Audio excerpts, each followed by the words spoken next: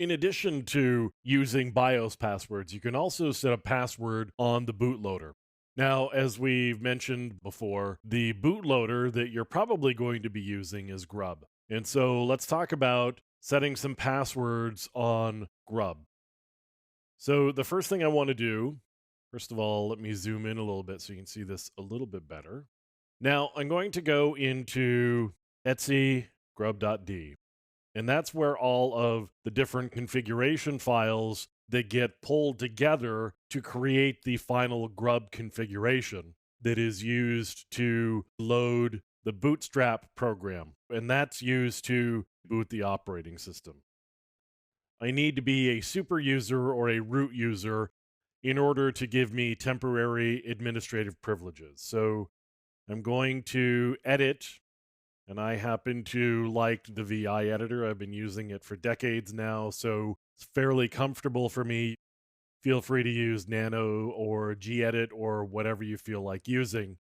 So I'm going to use VI here. And first thing I'm going to do is skip to the bottom of the file. And then I'm going to add a couple of lines. So I'm going to say set super users equals, and let's just say the username is me. And you can see this is actually a bash script that we are looking at. So this file here is used to create the final configuration, but this is really a script.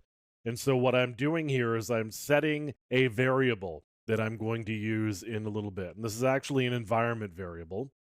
And I'm going to say password me is, let's mixed case it and pretend it's something a little bit more than it is. Obviously not a great password. This is just for demonstration purposes. If you were to set a password, obviously you would be using a stronger password, and ideally you wouldn't be using a clear text password here.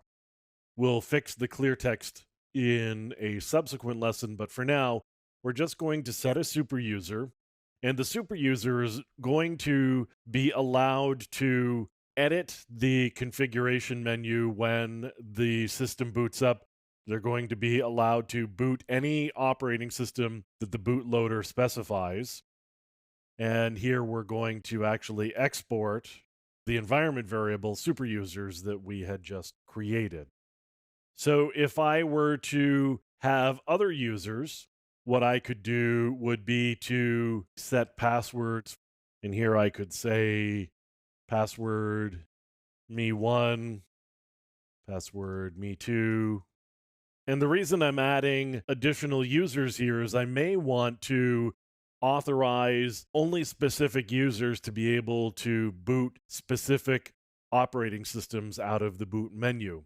And the super users can, as I said, boot anything and also do editing of the grub menu while the system is booting. So I've got multiple users now. And in this case, I'm going to save this out. And then all I would need to do would be to run update grub, and that's going to read all of these configuration files, and then it's going to pull together a complete grub configuration. So I would edit the file that I want. And in this case, I'm going to edit the header file, which is where I'm going to set users up.